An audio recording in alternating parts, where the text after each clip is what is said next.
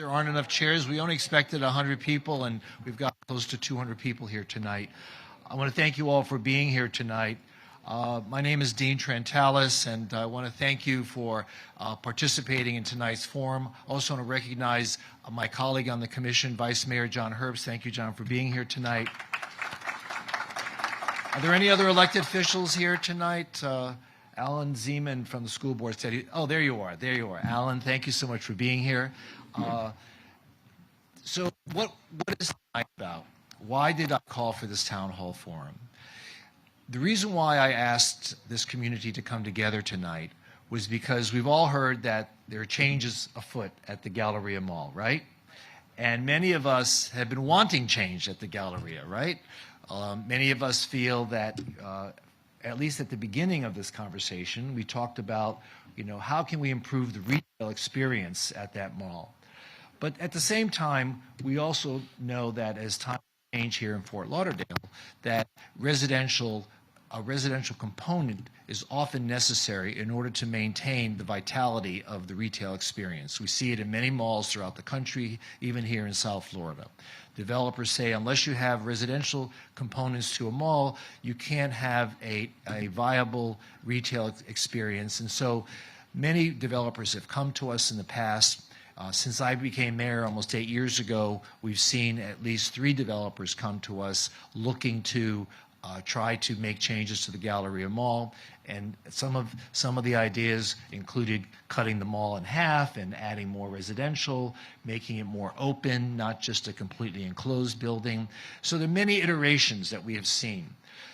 And the reason why tonight's important is because I think it's necessary for all of us to understand what the new laws are in existence, knowing that it's not just about Fort Lauderdale zoning laws and zoning codes, but it's now, much of this is going to be regulated by state statute. Many of you may have heard of this concept called Live Local, and that's a state statute that was passed a while back. And what it does is it says to the communities throughout the state, hey, we want to make sure that communities build affordable housing where people can live near their place of work and to be able to afford to live in those places. So essentially what the statute does in many ways, and we're going to hear more about it tonight, what the statute does is it kind of ties our hands. And it says to the cities, hey, you may have zoning laws, you may have certain building requirements, but if a developer comes to your town and says, we're going to build affordable housing, we're going to build a certain percentage that the law requires us to build, and we're going to put that in the project, then you have no say over what the rest of the project is going to be like, right? It's really, as a public official, as being on the city commission for over 15 years now, that to me that's an anathema, because it doesn't allow our neighbors to be able to have a say in what is going to be built. It specifically says public forums such as this aren't even required. It doesn't even allow the matter to go before the Planning and Zoning Board, let alone come before the City Commission. It's all done at the administrative level. But they have to check a lot of boxes. Let's not kid ourselves. It's not just automatic. They can't just build anything. But we have to consider a number of things when we anticipate a new project like this. And let's face it, this is a major project, right? It's probably one of the biggest projects that anywhere in Broward County or South Florida has seen. The initial proposal was what? 9 30-story buildings. Remember how we all got heartburn over the Sage, right? Imagine 9 of those on the Galleria site. So let's take a deep breath tonight. And we're going to hear from Anthony Fajardo, who's the Director of Development Services here in Fort Lauderdale, who's going to give us a little bit of a tutorial on what the Live Local Act is all about, so that we all know what we can do and what we can't do as a community, as a government. And before I hand the mic over to Anthony, I want to say one shout out to the folks here at the Coral Ridge Yacht Club. Thank you so much for allowing us to have this forum here tonight.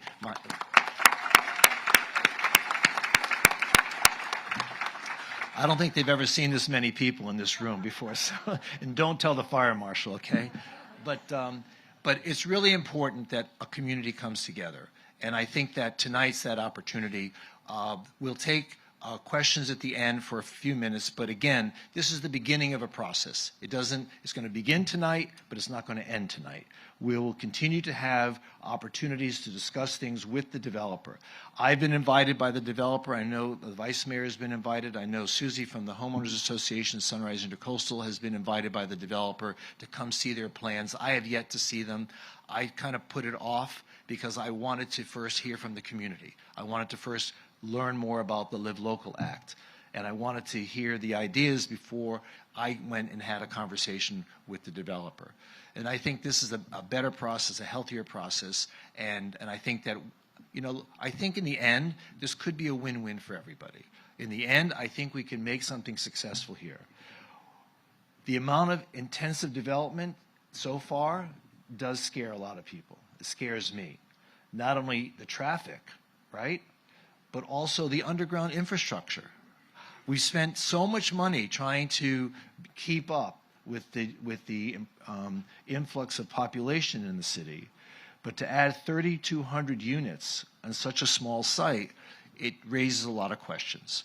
So let's take this this process one step at a time. Let's hear from Anthony, and let's have a conversation that begins tonight, and hopefully we can do something really great for our community. All right? So, Anthony.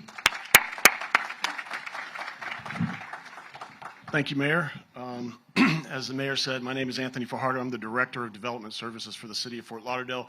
Basically, what my department does is we handle all the entitlement approvals for these types of projects, as well as all the building permitting. So zoning, landscape, planning, and building permitting is what we do.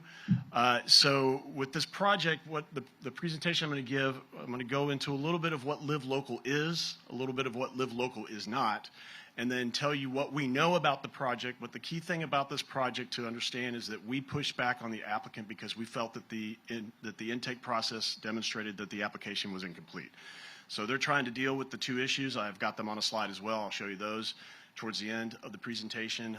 But until we get an actual application that we can really dive into and look at, I don't have a lot of details about it, just some of the basics. So we'll go ahead and get started. So what is the Live Local Act? So it was adopted in July of 2023. It basically allows for developers to have a stream of development units, of dwelling units, as a ratio to affordable units. And the requirement is that 40% of the overall development units that are proposed have to be affordable. In this case, a minimum of 120% of AMI. So AMI in Broward County for a family of four is 96,200, sorry. So basically, all the units that would be associated with the affordable housing component are 120% of that number. That gets you to about $115,000. There's a minimum requirements for, it has to be a mixed use project, so it has to have a commercial component. It can't just be all retail. It's got 65% of the total square footage devoted to residential uses. And then there's, let's see, no more than 10% of the total square footage can be used for non-residential purposes. And then rental costs can't exceed 30% of household income. So that's for utilities and rent and all that other stuff. So the eligible areas in our city, per the state statute, are basically all the corridors that you see. So it's all the commercial zoned areas which already allowed for mixed use, and any other zoning districts that would allow for a mixed use component per the definition of the statute, which I'll get into towards the end because that was one of the issues that we identified in this application. So again, it's an incentive program, right? It's an incentive program to get developers to build affordable housing units to those thresholds I talked about. The mayor said already it's an administrative process, so there are no quasi-judicial public hearings associated with a qualified Live Local project. What that means is exactly what it sounds like. Staff will review it, make sure that it meets all the requirements for the Live Local statute, and then any of the requirements of our own municipal code that aren't covered by the statute, and there's quite a bit. So there's some things that we can't control: density, height, FAR, some aspects of parking, but there are other aspects of the project that would have to meet our zoning regulations. So setbacks, step backs. So if you picture a podium and a tower on top of the podium, there's distance requirements for all that, all the landscaping requirements, all the dimensional requirements for parking that are associated with the project. Anything that's beyond those things that are listed in the statute, we would be reviewing against our unified land development regulations, our comprehensive plan, and our city code of ordinances to ensure that it's in compliance there. But again, that's done at the staff level. I'm sorry? I thought I was. I apologize. Okay. Can you hear me better now? Okay. All right. Sorry about that. Yeah.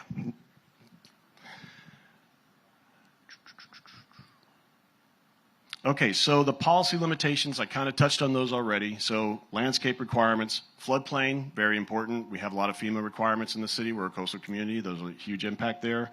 Any of the applicable parking requirements that aren't included in that reduction that's automatic.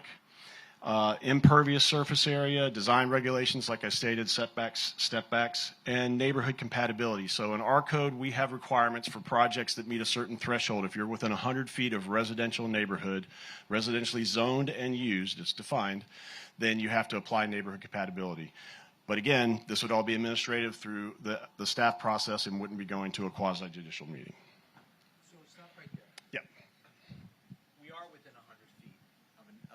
We are within 100 feet of a residential area. So tell us what does neighborhood compatibility mean in that context? Yes, exactly. Thank you. So neighborhood compatibility tries to mitigate for scale, mass, noise, odor, and shadow.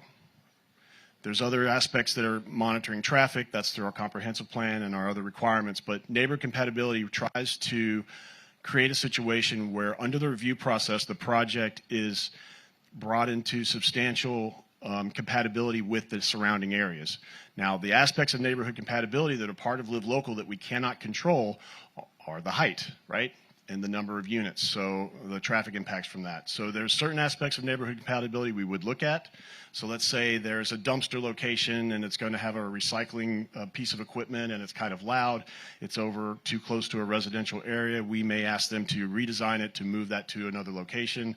But again, those aspects are not really defined clearly in our ordinance. There's intent behind that section of the code that we use to try and make sure that the project is not a burden on the neighboring properties. Here you can see the project was split up between Galleria East and Galleria West. So this gives you the basics of what they were originally requesting. So there were 8 towers, all at 300-foot height. I'm sorry? It's a PowerPoint. I don't know that I can enlarge it. I apologize. I'll give you the numbers so you can. So for the number of units, the total is 3,144. The number of affordable units would be in the range of 1,273. Commercial square footage, now they did say they were going to maintain the mall and they were going to expand it. So it looks like with the application that we had received, that additional square footage would be 142,963 square feet.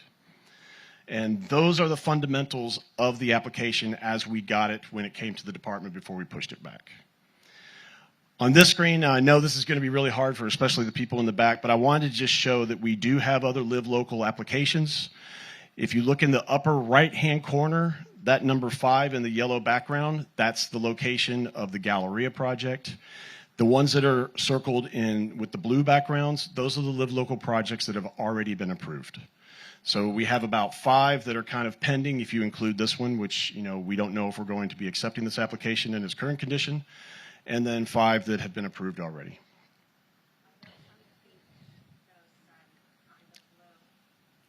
No, they're not on the beach. They are west of the Intercoastal. You cannot do Live Local on our barrier island. Adam, that's a correct statement, right? You can? Okay, sorry. We don't have any on the beach yet.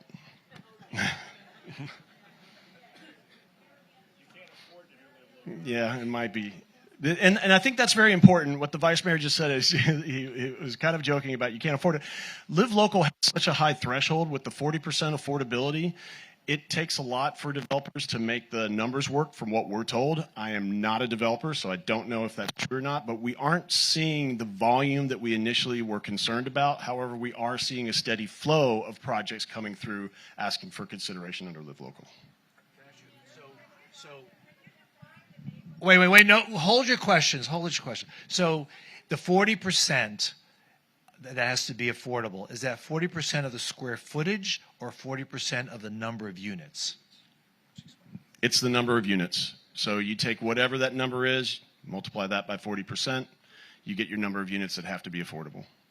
So if all the affordable units are small, like studios, then which comprise maybe 20% of the whole project, is that a possibility here? I don't believe that there is a restriction on the size of the units, according to the statute. So we would have to rely on any of our own restrictions. So in certain parts of the city, we have a minimum requirement. It's not everywhere, but in certain parts there are. I believe here there is no stated limitation on the size of units in this area, but I'd have to check.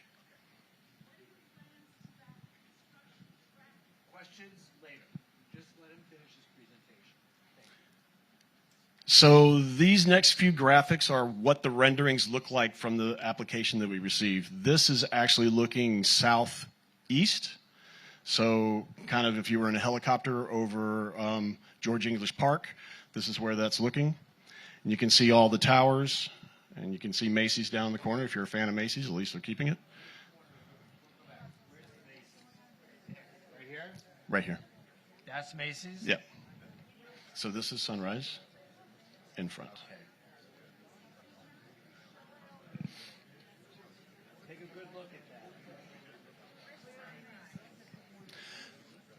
So this is Macy's right here. Sunrise is this corridor here. Now they've rendered it with a building that doesn't exist yet. This is an approval on another from another project. Right.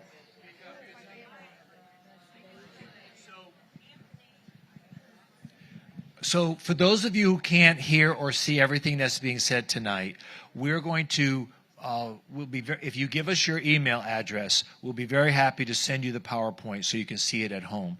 That way you'll have a clearer and more understandable. Tonight is just an overview. You might not get every detail. The details are numerous, and it's hard to digest everything tonight. But we'll be very happy to send you the PowerPoint and with all the slides and all the explanation tonight. So this is the site plan. This just shows you the boundary and, kind of an aerial view without the towers on it. You're probably more interested in these. So the top is the north elevation. And at the bottom, you can see the east, which is on the right.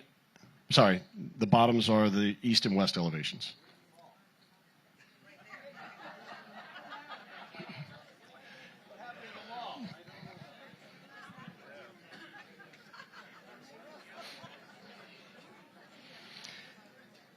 And then this is the final elevation that we have. This is the south elevation. So you can see the towers there in a different orientation.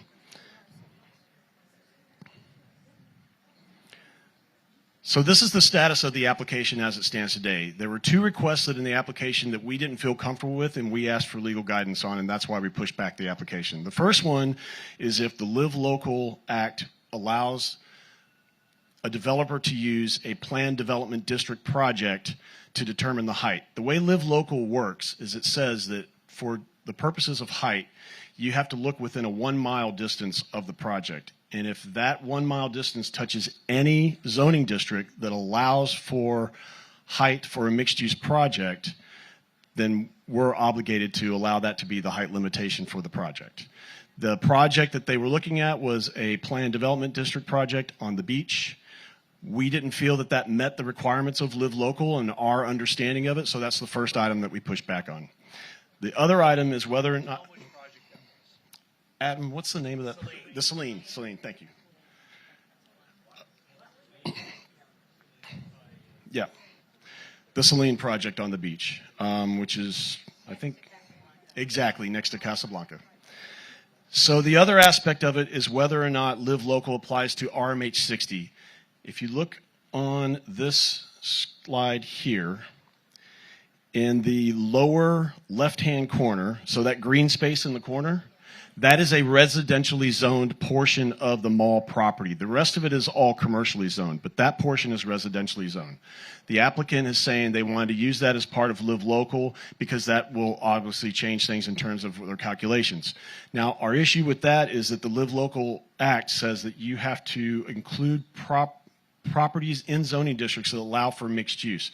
They define mixed use though, right? And so it says a couple things, but the key that relates to RMH 60 is whether or not you permit non-residential uses by right. And in RMH 60, in the city of Fort Lauderdale, you can do a hotel by right, and that is listed in the Live Local Act. So out of the two of these, we think that that's the easier one to come to terms with in terms of whether or not it meets the Live Local requirements. However, we are asking our city attorney to opine on that as well. We have not received any response from our city attorney's office yet. We're hoping to get that in the next several weeks, if not sooner, and then we can determine whether or not we'll be able to accept the application the way it is, or if the applicant has to revise the application to address those and then resubmit it. So everyone, this is a pivotal issue. So why don't you repeat? Well, you said it better, but this is a pivotal issue that's going to determine what the size of this project is going to be. Back to what Anthony said. The hotel is considered mixed use, all right?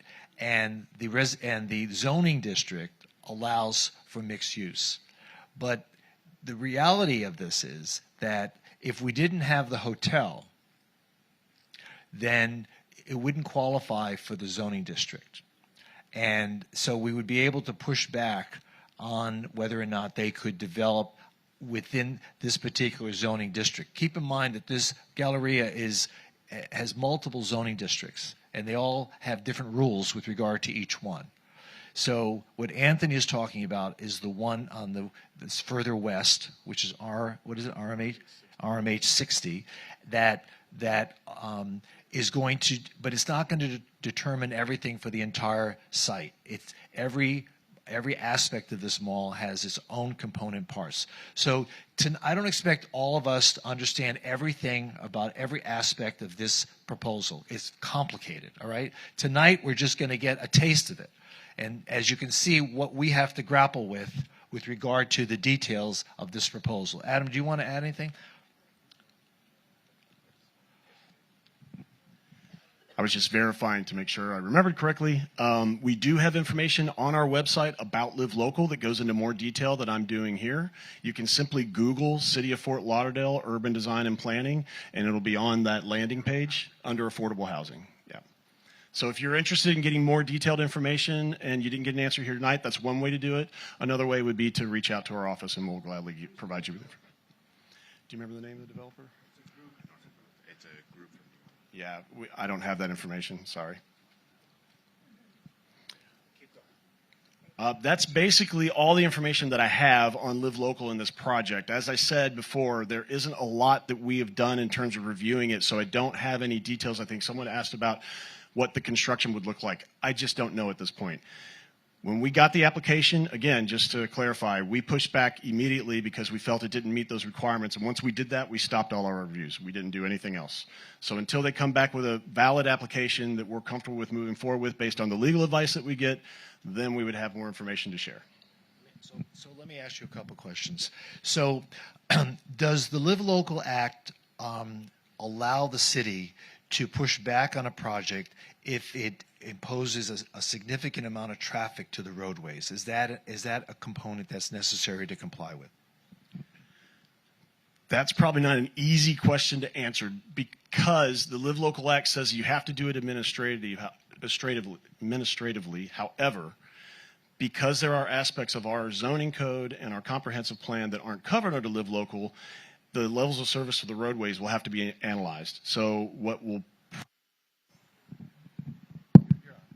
probably end up happening because of that is that because of the corridor that they're on and FDOT's involvement, there might be improvements that they have to do to the signalization, the turning movements, the traffic lanes, that type of thing. There are ways to get around, not around it, but there are ways to deal with those to mitigate those impacts. However, without reviewing the traffic impact study and that kind of thing, I don't know. So is traffic a component in determining the viability of a Live Local project? That's the question. It is not one of the covered items. Get out your golf carts, everybody. Okay. Second question is underground infrastructure, sewer, water, the capacity of the pipes, the capacity at these at the sewer treatment center, are those considered components that they have to comply with in order to be eligible to build under the Live Local Act? They are components they have to comply with. We would do our typical analysis, which includes an analysis from Public Works, to look at the pipes, the lift stations, all the capacity, determine where, if the capacity is there, then they don't have to do anything. But if they have to put in a lift station, enlarge a pipe, do something like that, that's not uncommon for a lot of projects in the city. So that's something that we would be reviewing. But that would be something that they would be responsible for, correct? Okay. So the next question is, when we talk about neighborhood compatibility, many of us think neighborhood compatibility means you can't build a 30-story building next to a 1-story single-family home, right? And that's kind of what we have here, a lot of 1- and 2-story. In fact, the road behind the Galleria is 2-story apartment buildings, right? So, but that's not how neighborhood compatibility works here, correct? No. Neighborhood compatibility is more like what Anthony said. They go a mile. They take a string and go a mile around the area, and if there's a building that achieved a certain height within that mile, they can go up to that height. In this particular case, the Celine building on the beach is 300 feet, so that's why they've come back with 300 feet. That hasn't been accepted yet, and that hasn't been determined yet, but that's how they first came to us. So the idea is, obviously, we need to bring this project down to a size that we can all accept, right? So, right. And the other thing is, another detail that Anthony said that I want to also talk about is the percentage of retail in relation to residential. Now, you want to go over that one more time, Anthony, because we have a huge retail center, right? And the retail, and they want to add to the retail from what we just heard. But there's a percentage of retail in relation to residential, and the retail has to be 40%. What's the percent for the retail?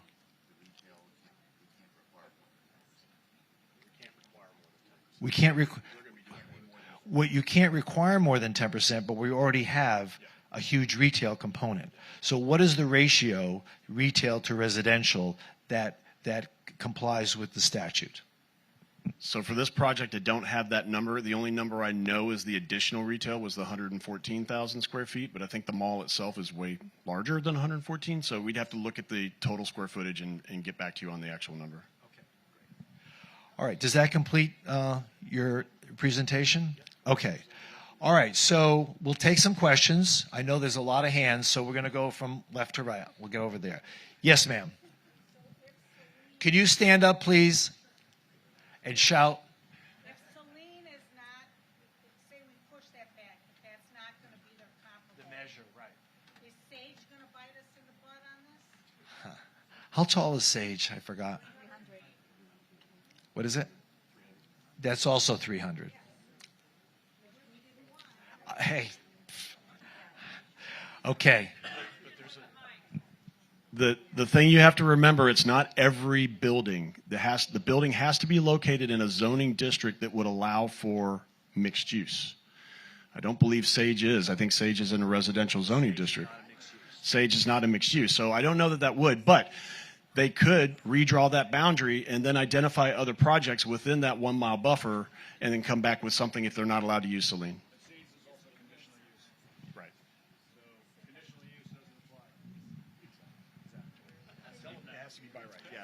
So what the vice mayor was pointing out is that Sage was a conditional use approval. And again, the key to remember is it has to be by right in that zoning district. So it has to be mixed use and it has to be by right. It can't be. Sage can't be used as a measure for this building. Right. To answer your question. Yes, sir. Yes, sir. Thank you for hosting this. Sunday night, we had a major unexpected flood. I was unable to get home. I live in Sunrise Tower. Will we have any leverage? Will we have any leverage with this project in regards to helping improve that, which is becoming an increasing problem, not less? Stormwater? Yes, sir. Stormwater mitigation? Yes, sir. That would all, from my perspective, that would have to all be a component that they would have to comply with. They can't create more flooding as a result of new construction. So they're going to have to elevate the site because the site is very low. And what's going to happen around the perimeter? Very good question. That'll all have to be considered. Let me go around the room. In the back. Yes. Questions. First, I'd like to ask, in 2023, when this was brought to the commission and the mayor's attention, and you guys read the live local, why you didn't opt out as the city of Fort Lauderdale, because 75% majority, you could opt out of this whole project of live local.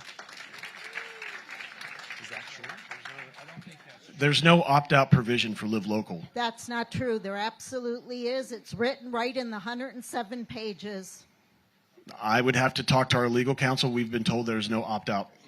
I've been talking to my commissioner on this for a year and a half, and he keeps saying you guys are working on it in Tallahassee. Now you're up there tonight saying you don't know anything about it. No, we're not. Which is no. it? Ma'am, let's not be argumentative, okay? We're here. I'm asking we're for here straight to, answers, ma'am, Mayor. No, ma'am, I ma'am. want answers as a taxpayer. Well, I'm a taxpayer too, okay? Good. So Then answer the question I asked. I did.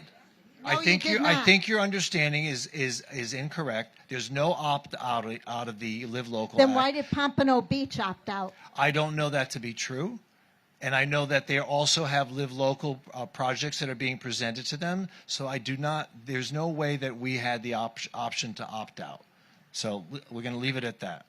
Yes, ma'am. Second Next to you. question, I Next wasn't to you. done. Next Are to they you. allowed to ask Ma'am, for ma'am, variances? Please try not to monopolize this. I'm There's not a lady next to you. monopolizing. I said I had two questions, and I can speak. Can they ask for variances? That's my last question. Yes or no? Can they ask for variances? So the answer is they can ask for variances. There is a process for that, and that's not covered under Live Local. Live Local is just height, density, FAR, and parking, right? So we haven't had a Live Local project ask for a variance. We'd have to confer with our legal counsel on how we would work on that, because that then kicks you into the Board of Adjustment. Someone asked me earlier whether there was a developer's agreement or not. That also raises a question I just am not prepared to answer, because we need legal guidance on whether or not that's something that changes the process for approval for a developer's agreement because it's a Live Local project. Thank you. So the opt-out that you're referring to only applies to a tax exemption. We are subject to preemption by the state of Florida with Live Local as it comes to the planning process. There's an opt-out with respect to tax exemption only, and it says you can opt out of the property tax exemption for middle-income rental units. That's all. You can't opt out of something that the state has imposed on every single jurisdiction in the state of Florida. Yes, next to you, ma'am.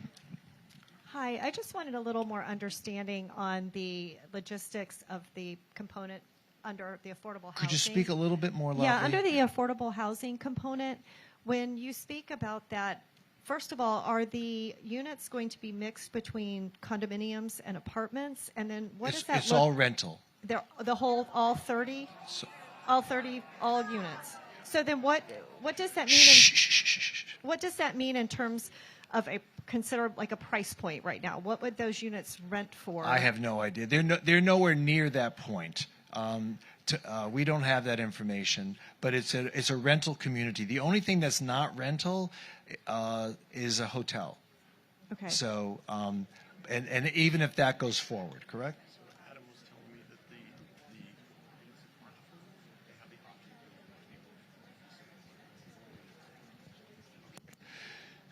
Anyway, so just to get, I don't know where you went. Just to answer your question, so far they have presented a rental community. It could change, but this is just a preliminary discussion. We wanted to bring to the attention of the community the kind and the scale of the a project that they're proposing and the laws under which we are operating in order to proceed to conclude how this project is going to look here in Fort Lauderdale. I'm going to go around the room here. Yes, Barbara. Can you just clarify I think it said something about parking reduction if we were close to other transportation matters. I know the developer, in the Sun Sentinel, there was a reference to, well, we're not going to need all this parking because we have bus stations right there, or bus stops right there. But let's be real.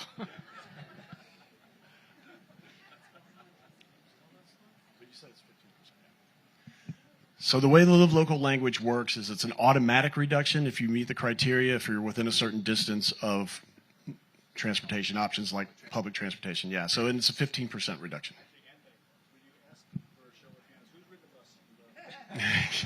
The Vice Mayor would like to know by a show of hands who's ridden a bus in Broward County. Okay. Okay. Yes, sir. But you got to stand up. We all know that the Galleria Mall needs to face some capacity. That's a given. Can you explain to us why the 3 previous deals fell through? And maybe we can take something from that and use that to help come up with a plan that will be beneficial for all. So the question was, why is it that the 3 previous iterations that were proposed to us were rejected, and is there something we could learn from that as we move forward in trying to examine this current proposal? First of all, the previous proposals came before us before Live Local existed. So we were operating under our existing zoning laws, and we had more of an authority as to what should go there and what should not. The neighbors did not want any of the previous proposals. They were intensive. I think the first one was 18. The first one was 1,800 units. They brought it down to 14, 12. We tried to work with them, and then at some point they walked away. And that was with regard to almost each proposal that came before us, and then Live Local materialized, and now the rules of the game have changed. So that's the difference. Mayor, I have a question. 1 second. The gentleman in the red shirt.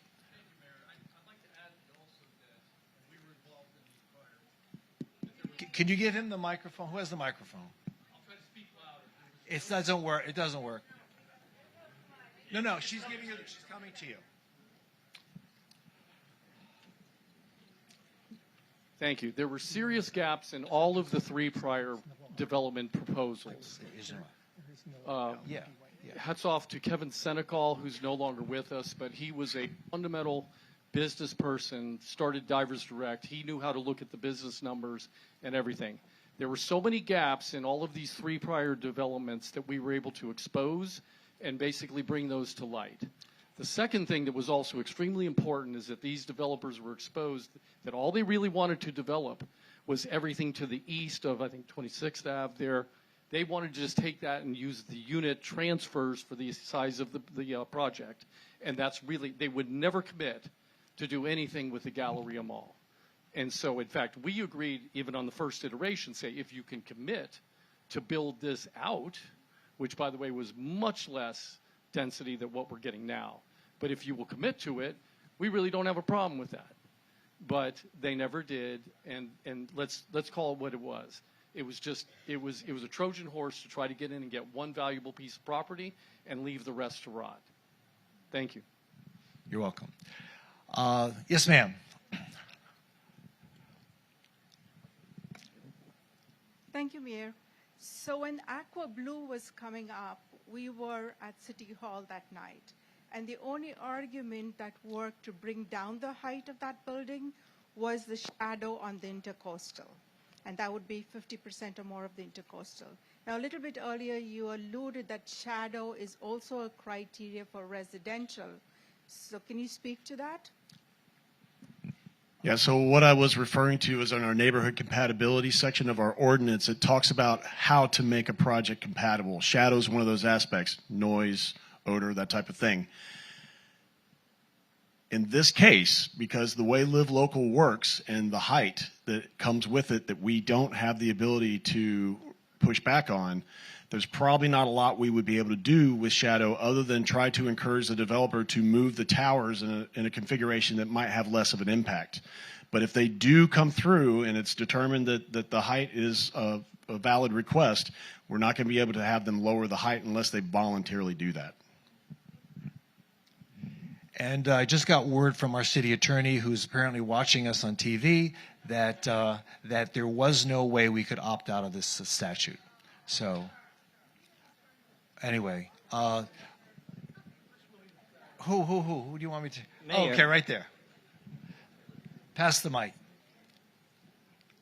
Who has the microphone? Ella.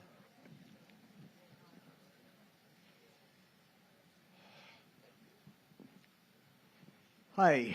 So we live at Sunrise East, and we actually bought there because of the Galleria Mall being close proximity.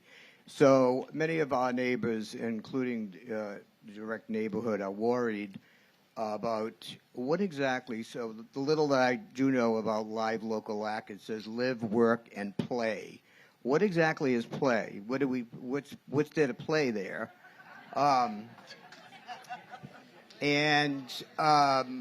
You know, you didn't ask that question, yeah. did you? and I certainly did.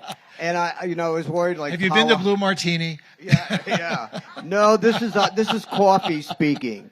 No, but I mean, the 2023 plans were much more attractive. The high-end shopping stores, walking paths. I mean, what exactly is They walked there? away. And it walked away. Yeah. So. We Will were there working, be like the Powerhouse Gym? Will that we were stay? working with them, and they walked away. So that's the answer, unfortunately. Way in the back. I have a quick question regarding, you mentioned that the setbacks are part of the statutes. Oh, they're not. No, the only thing that's covered is height, FAR, parking. Okay. FAR is floor area ratio. It's a method. It's a ratio of the square footage of the building to the size of the land. Okay, so we do have some control over setbacks. We do. Okay, and so if our statute states that if you exceed the height restriction by whatever the amount is, the setback is 50% of that further. Is that right? So, for instance, for a 300-foot tall building, the setback is 145 feet back, something like that. In certain situations. So in certain zoning districts, there's a half the height requirement for setbacks. Okay. Can't remember if that applies in commercial. All right, so my question is, if we're looking at ways to drive down density, this ties into the other question of the total acreage of the site. We're really just talking about the acreage of the out parcels, which is where they're going to build the buildings.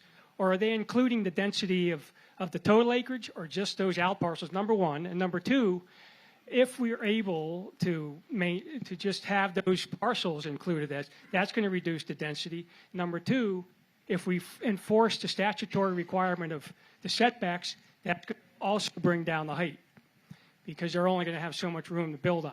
And my other question would be, how is this going to impact the surrounding school? And is there any school board type of power that could be enforced to help mitigate some of these overbuilding approaches that this develop? So there's a lot of good points that we as a city should be looking at every possible angle to address in order to really get control of this project. And I think there's still a lot of ways people are saying, oh, we have nothing, we can't do it, our hands are tied, quote unquote. I don't see it that way, and what I'm hoping for is that we are going to take a very proactive approach to look for every one of those angles to get these density numbers down.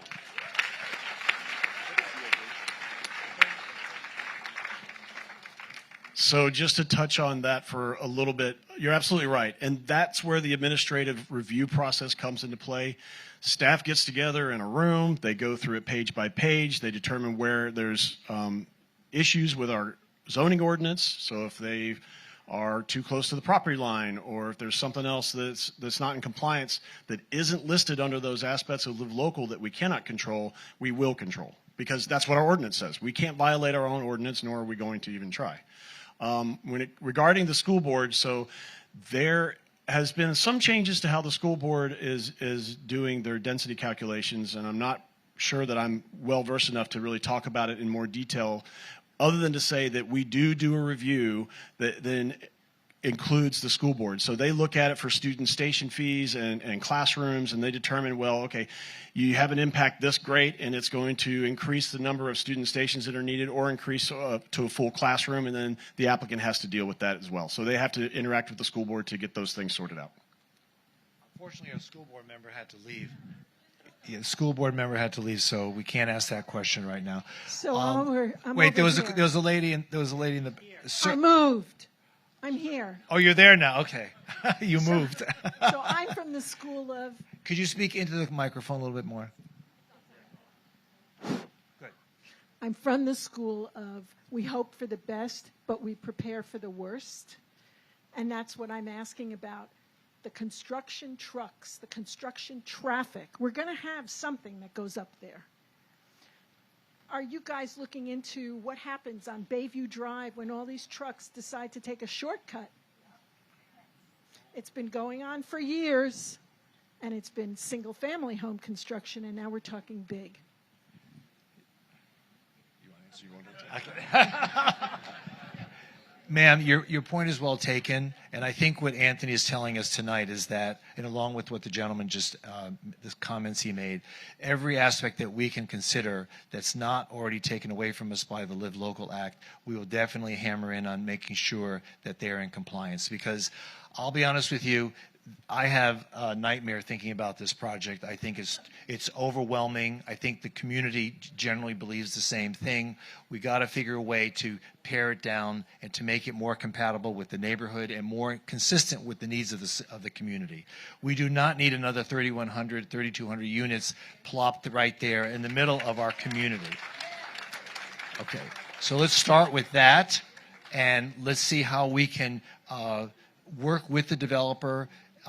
I hope the developer is listening tonight, but let's make sure that we figure a way to work with the developer so that he understands what our neighborhood wants and what our neighborhood needs. And I can tell you right now, what we need is we want a better Galleria, okay? We want affordable housing, okay?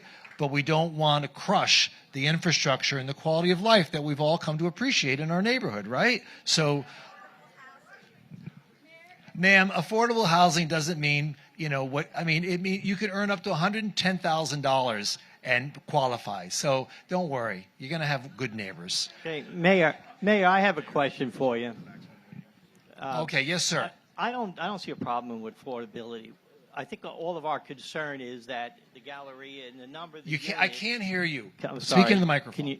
I think the problem, what we're afraid of, is the density.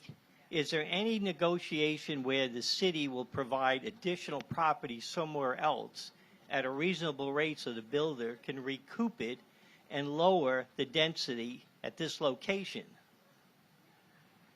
Not sure it works that way. Well, I'm sure we have property that the city owns that we can negotiate a better rental rate or sell it at a reasonable price to spread it out so the density isn't all into this one location. Yeah, I'm not sure it really works that way, sir, but just so that you know that our city staff, and again, it's not the commission, it's not going to be planning and zoning, it's going to be our city staff that reviews this application, and they have the final word on that. And that's the way the statute has been designed, and it takes us out of the process. So, but I just want you to know that we have directed city staff to make sure that any opportunity that there is to downsize this project, to reduce the density, to make it more compatible with the neighborhood, that's their mandate. And I know that they understand that, and they're going to do their best to make that happen. Susie. This is not zone. Hi, thank you for having this. Galleria is not currently zoned. She's the president of the Sunrise Intercoastal Neighborhood Association. Hi. Galleria is not currently zoned as an entertainment district, and under Live Local, would it have the ability to become an entertainment district? We don't want another Himmershey. No, the special entertainment district is a separate section of our ordinance. It's in the code of ordinance. It's not even in the ULDR. If that's something they want to do, that's a separate process. Has nothing to do with their entitlements. So they'd have to go to the city commission for that because that's not an entitlement issue, in my opinion. But they've. Yes, sir. I was pleased to hear that the city is putting effort into opposing the density. I was pleased to hear that the city was putting effort into opposing the scope of this project. Is there any research or information in the city looking at whether or not the Live Local Act interferes with our Local Rule Act? Well, that's exactly what it does. It takes away home rule that we have worked as a community for decades to try to ensure that each neighborhood, 1 minute, ma'am, that each neighborhood is able to prevent an interference with overdevelopment. And the idea is, let's look. What have we seen over the last 20 years? We've seen a lot of new construction in our city. Where has it been? Mostly downtown, right? It hasn't been in your neighborhood. It hasn't been in places that we have traditionally seen single-family home neighborhoods. We don't put a 30-story high-rise in the middle of a single-family home neighborhood, and we don't want to see that happen here. We don't want to suffocate the neighbors in the Coral Ridge, in Sunrise Intercoastal, even those coming from the beach. We do not want to suffocate people who've come to Florida, who've come to Fort Lauderdale, and have come to appreciate the great life we have here. And so, yes, to answer your question, yes, we have instructed city staff to see what we can to ensure that we do not suffer the impact of an overdevelopment site. Well, I tossed you a softball there, and I'd like to follow that up. Okay. I want to follow that up as it seems to me that the city has filed a lawsuit under the Emergency Hurricane Act that attacks the Emergency Hurricane Act for interfering with home rule. I'm sorry, yes, for interfering with home rule. Is there any planning? It was filed September 29th. Is there any planning or any research going on to make a similar action with the Live Local Act?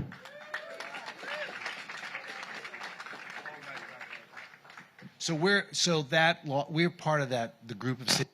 There are about 20 cities, right? Yeah, we're part of the group that are trying to defeat the impact of what they call SB 180. Right. And that's what, for everyone's edification, what that statute says is that whatever zoning we have now, we cannot reduce the zoning. We can either maintain the zoning or increase the zoning capacity. So we are trying to defeat that. But my question is there any act afoot in the city to do a similar? Is there any research For the Live Local Act? Yes. We, as a commission, we have not discussed that. All right. Now, my second question is, I'm sure you're aware that the city of Hollywood and I think Bal Harbor in Dade County have rejected one of these Live Local Acts, and that litigation is going on. Are we considering that option or researching that option? Let's see what we can do to work with the developer to make this happen.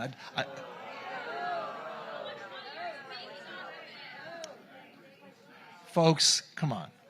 Litigation.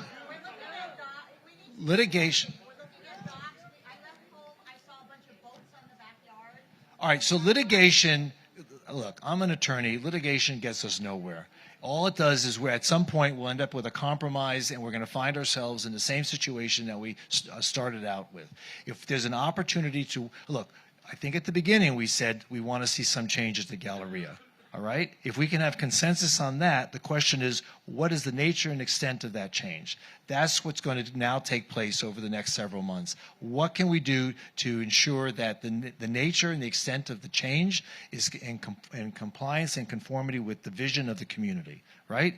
That's a goal. So I hope you're not thinking we're going to do nothing, because I'm not an advocate of doing nothing. I want to see an improvement on that site. It has been neglected for so long that we need to see something happen there. So, and the lady. Yes, ma'am. I have one question. Will you do something about the crime? and the homeless situation here in this area. Because before you can entertain all of these rental units, you've got to get the crime and the homeless situation cleared up, because it's getting ridiculous. Thank you. Okay. Don't disagree with you.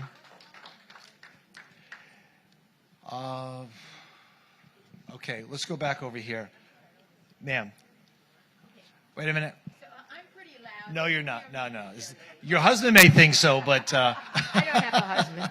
Okay, they used to call me the mouth of the South because I'm so loud.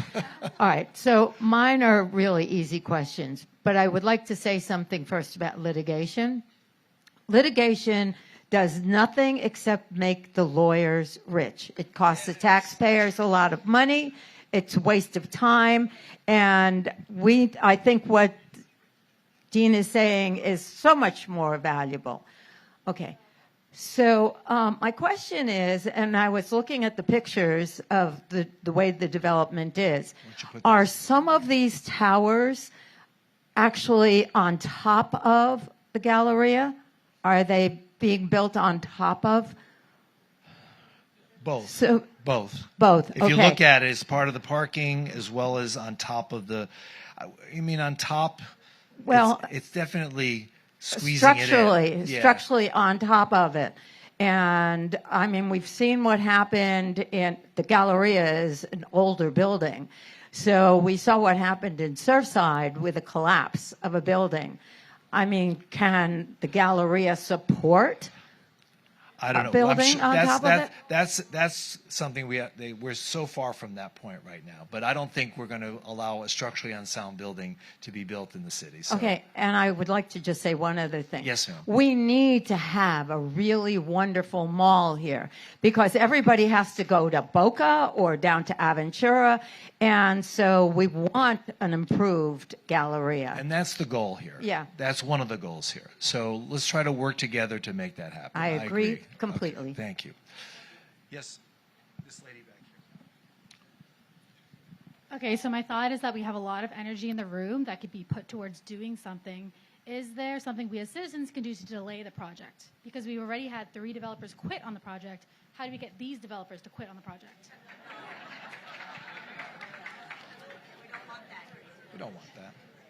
So let me ask you, why do you want them to quit? You want to keep it the status quo? You don't want anything to happen here? Come on, let's. I mean, what makes a comment like that? Why do you want nothing to happen on the site? I don't want that to happen. If there's possible redevelopment, cool, but like not to that extent. So when you say to stall and walk away, what does that mean to you? That they hold we extend their carrying costs, we make it not a good deal to pencil out, and then maybe they sell it to someone who has a more viable solution. And another thing is like malls, like look at Aventura, like you could build a mall like that without having housing attached to it. Like it takes a special developer to get there, and we can wait on that because like we're a city that's growing. We have so much like we're what did you say in your State of the Union? We're the Monaco of North America, right? We're Monaco. We can wait on a better developer who's willing to work with us. Well, We've done 3 iterations already, waiting for developers to work with us. We've tried to work with them. We talked about that tonight. And in every case, they walked away when we thought we were close to an agreement, okay? But to say, what can we do to get them to walk away from their proposal here? Again, we're trying to improve this site. I think most people in this room want to see some change at the Galleria Mall. So the question is, what next steps can we take in order to ensure that it's going to be closer to what the vision of the community is, all right? Tonight is the first step. Tonight is the beginning of that process. And I want to hear what the community has to say and take that message to the developer and see what we can work out what's in the best interest of the community. That's the goal here tonight. So I don't know why you're shaking your head, because you just said you wanted to see something and now you're shaking your head. Didn't everyone just agree with me on the delay tactic, right? No, not everyone? Okay, apologies. So just to kind of go along with what the mayor's saying here. So the first plan we had, and when was that, Mayor? Back in like 2018 or so, I think. So we had an initial proposal, and I think after, as the mayor said, through many iterations, I think the final proposal from the developer was 900 luxury units, as I recall. That's what they finally got it down to. And I believe that came to the commission and actually got voted down by the commission. And then the next iteration that came was somewhere in the neighborhood of 1,900 units. And there was a lot of pushback, and the developer chose to walk away at the time. The owner of this project is a teacher's retirement fund up in Pennsylvania. And at this point, they're tired of it. They've been losing money on this for a long, long time. The mall is no longer making money, and they want to get out, and they're going to sell it to somebody. And they found somebody who's interested in doing a project here. And the way it makes money for them is a very dense project. It doesn't make money as a mall anymore. Malls in America, very few of them on a retail concept make money anymore. If you all noticed, we all buy things from Amazon. I haven't been in the mall in 5 years. But you're unusual. Malls are not a viable retail product in most of the country anymore. There are a few of them, there are a handful of them that still do very well, but it's few and far between. So what most of the developers in this country are doing in order to be successful is they're incorporating a retail component. It's the way that they make these projects work. And this dirt is incredibly expensive. We're right next to the ocean. We're in some of the most expensive property that you're going to find in the state of Florida. The only way that they're going to make it work is not with a retail project alone. There has to be a residential component to it. It's going to have it. There's no way to come in.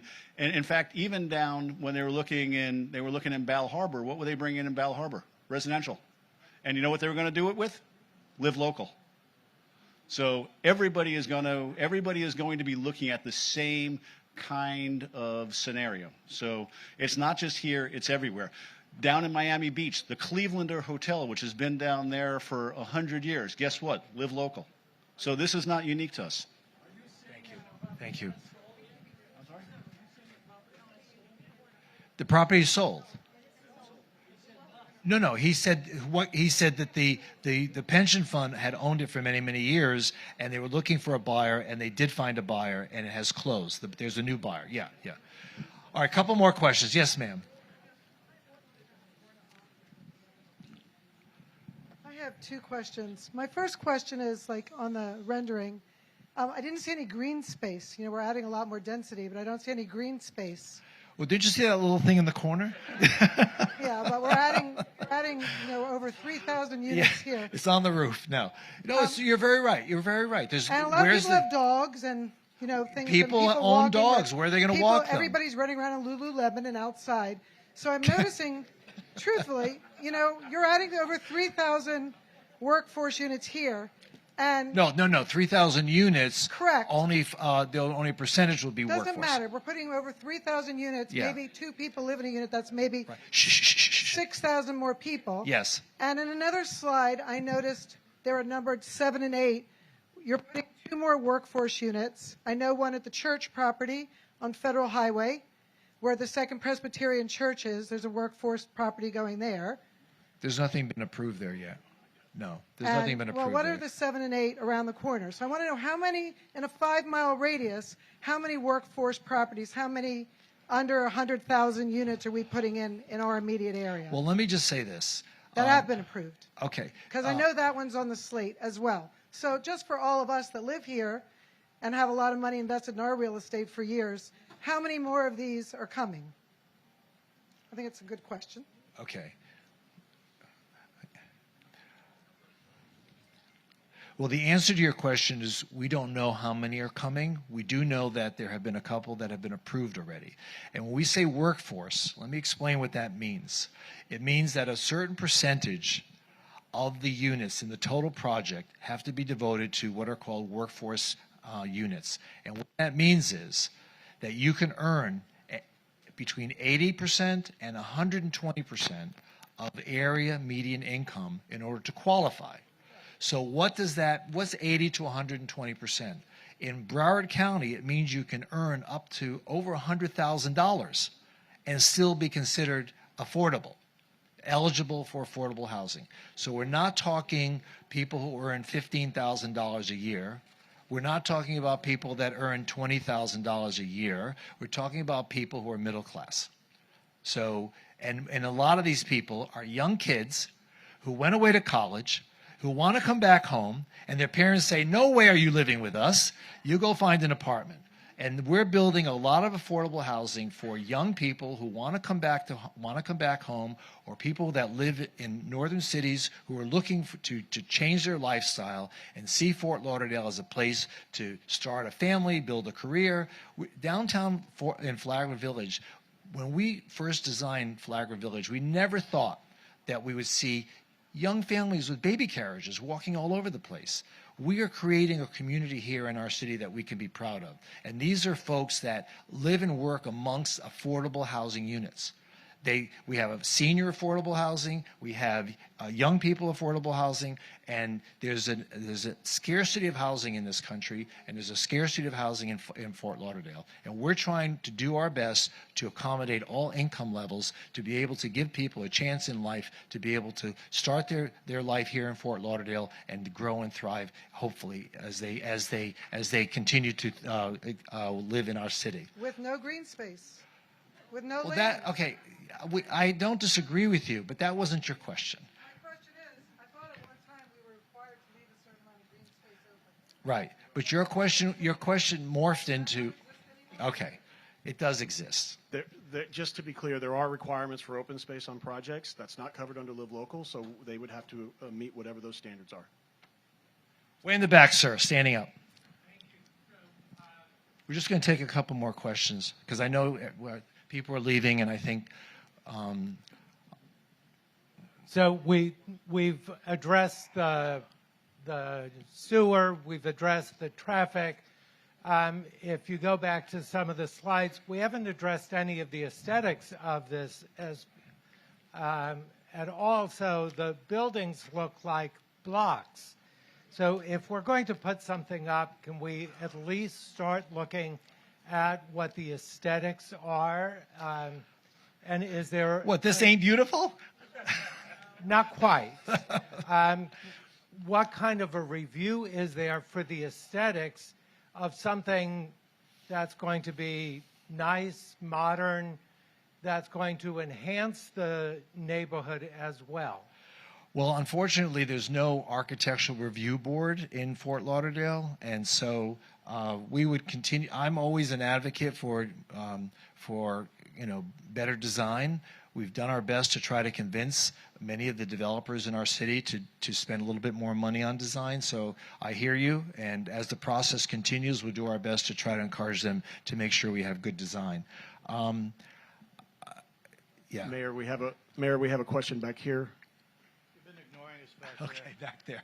Who has the mic? Right here, right here, right here. Where are we? Okay, Right here. okay. So I'm just curious, what's going to be the distribution of low-income or affordable housing in the towers? Is it going to be like the first 14? Wait, you got to speak into the microphone. All right, will the first 14 floors of each tower be for affordable housing, and then they're above that market rate, or are they going to concentrate all the affordable housing in the back towers? Do you know the answer to that, Anthony?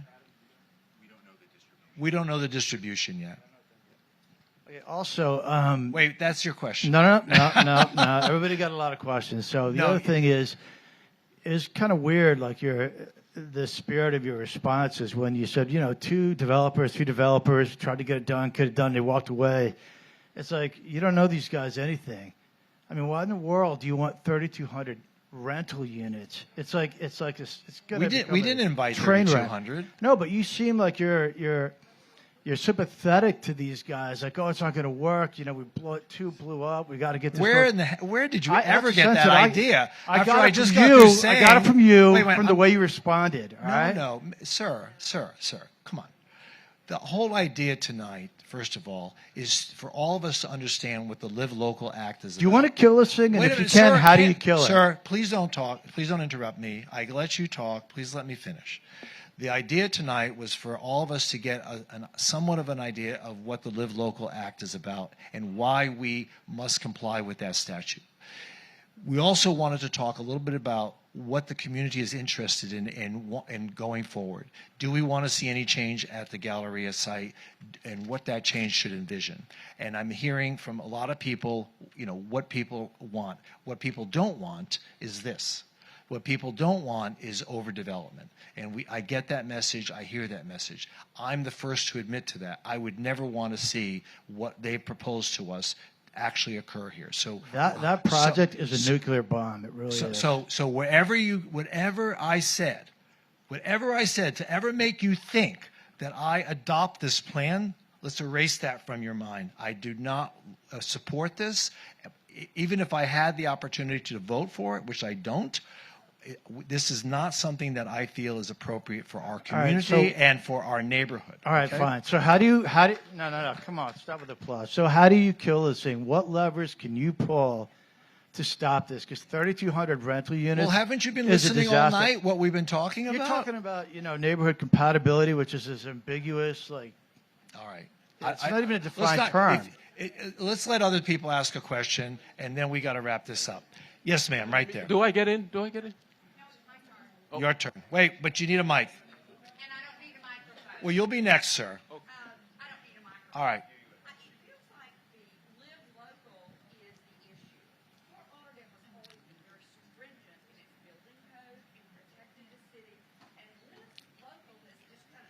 It pulled the rug out from under us, ma'am. Are we working with the state legislature, all of the counties, cities and counties together to go back to our state legislatures and say, this local does not work? Well, our state legislators voted for it and support it. So the person that's the state legislator for this district is Chip LaMarca, and I'm sure he'd love to hear your opinions about it. And maybe he can go back to Tallahassee, and maybe the next session well, I don't know. I don't know if I want to do that. I mean, I'll invite him, but I don't know if he'd want to. But the point is, you're certainly welcome to call his office and say, perhaps the next legislative session we should refine this law because it's having a significant negative impact on our communities. I would suggest you do that. Yes, sir. 2 questions. What would be the positive outcome or positive aspect of having this achieved in our city? That's one. And second thing, are we able to have some kind of limitation on how long it takes to do a condo conversion in some of these live locals? Doing a condo conversion, then you can sell and the units can be owned rather than rented. 2 questions. Okay. What are the positive parts and can we do condo conversion? Well, I see no positive side in this development, okay? Let's start with that. But I do see a positive side in some development. And I think that we want to see something change at the Galleria. So I think most of the people in this room and most of the people in the neighborhoods want to see some change at the Galleria. So to the extent that we have a new owner that has a history of redevelopment and retail, that we have a viable partner in trying to make something successful happen. That's number one. And number two, in terms of condo conversion, that's certainly up to the property owner whether or not they want to convert. It doesn't take a whole lot to convert from rentals to condos. Okay, in fact, as an attorney, I have represented property owners who have converted rentals to condos. So it's not a difficult process. I'm sorry? Yeah, there's a time restriction. There's a lot of detail with regard to live local. It has to be, the affordability of it has to be for quite a few years. Yeah, so there's some restrictions only with regard to the affordable units, not with regard to the market units. Okay, one more question. Ma'am, yes, you've been very patient, but I need you to have a microphone. Wait, I need you to have a microphone. Hold on. It's coming to you. Thank you, Mayor. I have a very quick question. I want to know if this project begins, will Bayview Drive be turned into a 4-lane highway? I guarantee you, Bayview Drive will not. Haven't we done enough to Bayview Drive? I think it needs another. I think it needs another roundabout.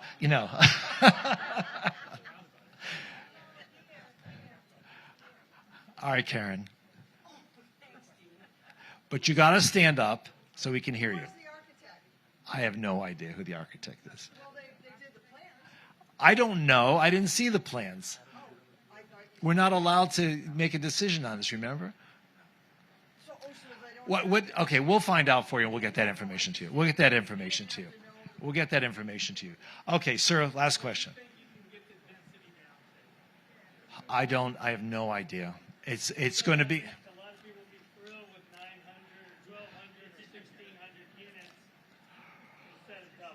I'm not disagreeing with you. I know that would be ideal. So let us work on that. I don't know the answer to that. So, keep in mind that this project is going to dump anywhere between 10 and 15,000 car trips a day on the road, right? And so that's why I brought up at the beginning how I believe that the traffic impact is going to have some measure of how we fashion the future of this project. And I totally understand that, okay? So let's use whatever components, whatever leverage we have to try to squeeze this project down to a more manageable size. But I can tell you right now that as a developer, maximizing profit is the only thing that they're worried about, right? So let's see what we can do. Like, ma'am, I'm talking. Come on. But you can't, you're not.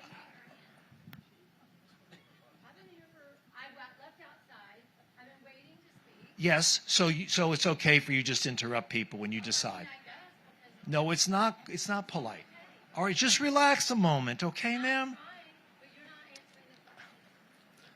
All right, anyway. Yeah. I'm new to District 1, so anyway, so the point is that we will do our best to try to see what we can do to try to downsize the project. Ma'am, do you have a question? Our traffic issues are outrageous as it is. You have Sears Town. Sunrise is already a failed road. Well, agreed. But then you have Sears Town.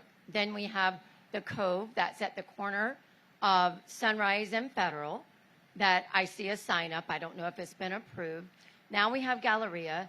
And then what about the property at the end of Bayview and Federal across from the Galleria? Those are within 3 miles of each other. Can they build a bypass like they did at the Port of Everglades to make the traffic flow any better at all? Is there anything that the developers are willing to invest in our infrastructure, traffic and otherwise, that we can put upon them since they want to skate with this Live Live? Is there anything we can do? So it's a really good question, and it's going to be part of what our staff is going to be able to bring into the conversation to ensure that this does not have a negative impact on our neighborhoods, because traffic is probably the most important impact on our infrastructure. I totally agree with you. And let me add to that. Why don't you wrap this up, Vice Mayor? Sure, thank you. Let me add to that, too. So FDOT has been planning some traffic improvements over by Gateway now for the last couple of years. We've already had a number of outreach meetings where we've talked about lane changes, we talked about doing flyovers, we talked about doing roundabouts, we talked about doing a number of things to improve the traffic flow over there. They've worked out a plan. They did this last year. I don't know what the timeline is on this, candidly. This is FDOT. So I'm not going to make any promises about what their time frame is going to be to get that done. But yes, there are plans in the works to improve traffic flow on Federal, Sunrise, as it comes together at that intersection. It's a horrible one for everybody, and they know that, and they're working on it. First of all, let me say thank you to our mayor for bringing this together. I know you're all unsatisfied with this.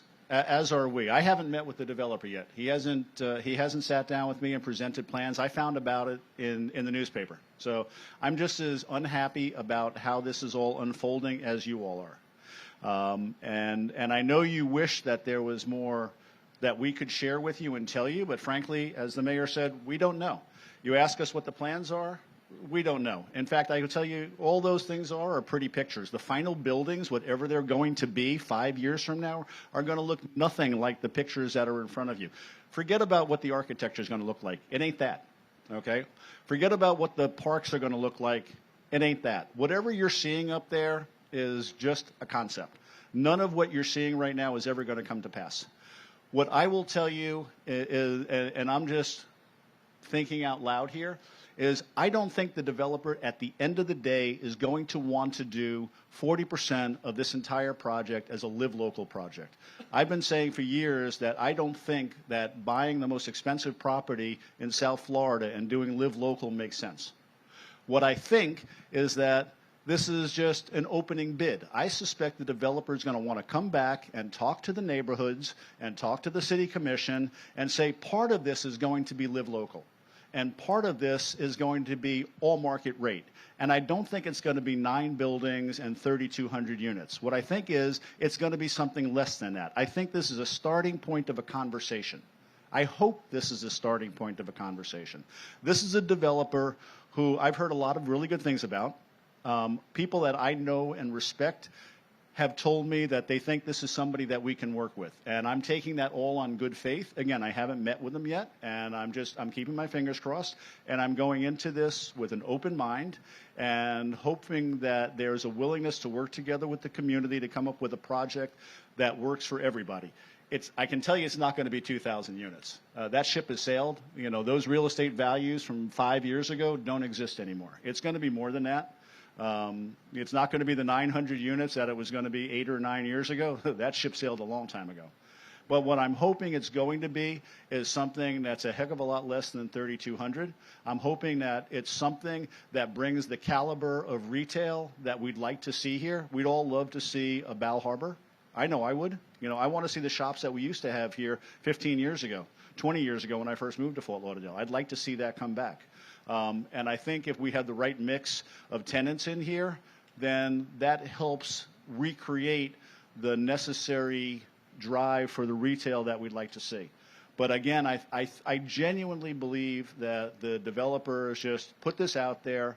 He's going to gauge what the impact and the response is going to be, and then I think he's going to come back with a substitute offer. And I think that's when we get to negotiate. Right, and I think those words are well spoken, and I want to thank all of you for being here tonight, and let's see what we can do for the community. Thank you for everybody and your passion. Appreciate it.